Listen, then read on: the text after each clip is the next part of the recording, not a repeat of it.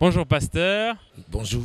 pasteur parfait. Alors vous êtes pasteur de l'église Parole du Salut, extension Mimosa. Bienvenue sur le plateau. Alors, est-ce que vous pouvez nous résumer en quelques lignes le message que vous avez apporté aujourd'hui ? Le message que je abordais ce matin, c'est l'importance du son de la trompette pour montrer au peuple de Dieu que Christ revient bientôt et qui s'aligne vraiment dans le thème général qui est où va notre monde. Et dans ce premier message, on a eu le souci de rappeler au peuple de Dieu que bientôt il y aura le son de la trompette qui va réveiller l'église, le son de la trompette qui va préparer l'église à la rencontre du Seigneur. Et on a exposé certains défis que nous rencontrons sur le plan économique dans notre nation et politique bien sûr, et qui sont juste des signes de temps de la fin.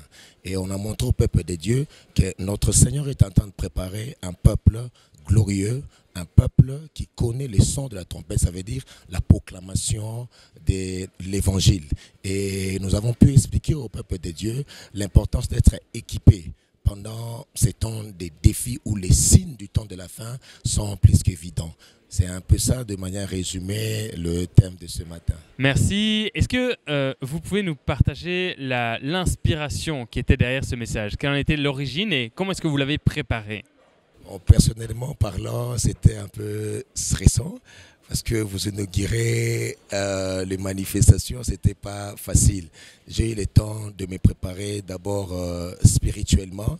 C'est vrai, sur le plan théologique, on a quand même certaines notions sur l'eschatologie, mais c'était quand même important de pouvoir se préparer spirituellement pour bien déblayer le chemin. Merci. Alors, il y avait une citation qui m'a marqué pendant la prédication qui disait « Le confinement nous a permis de nous raffiner afin d'attendre le Christ dans la joie ». Est-ce que vous pouvez nous l'expliquer en quelques mots ?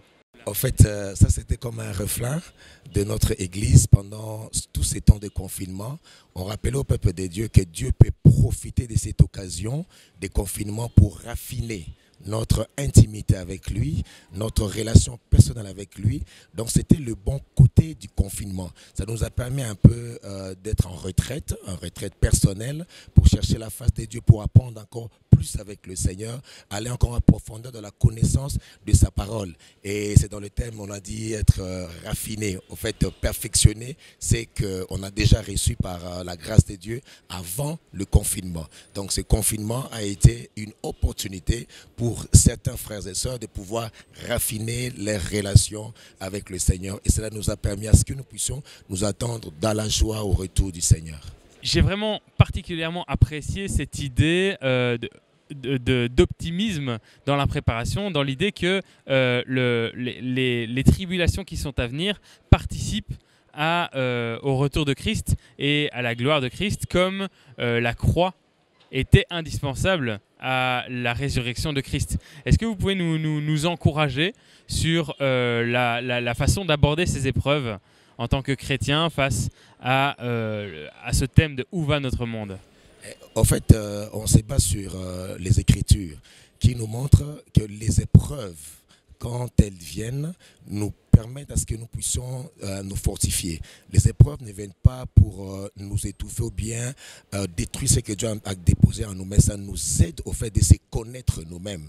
Et nous croyons aussi fermement que lorsqu'on passe par des temps difficiles, des épreuves, des temps de difficultés, des temps de tribulation, Dieu peut s'en servir pour notre maturité spirituelle et pour notre compréhension de ce qu'il est réellement. Des fois, l'homme se révèle dans les épreuves.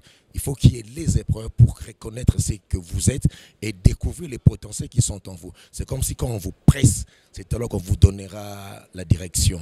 Merci pasteur. En tout cas, encore une fois, on vous remercie pour la prédication que vous nous avez apportée.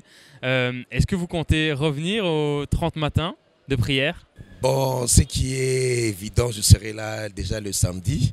On continuera à enseigner le peuple de Dieu et ça sera toujours une grande joie d'être là au milieu de vous. Merci beaucoup. On a hâte de vous y revoir et puis on a hâte de vous retrouver dans une prochaine vidéo.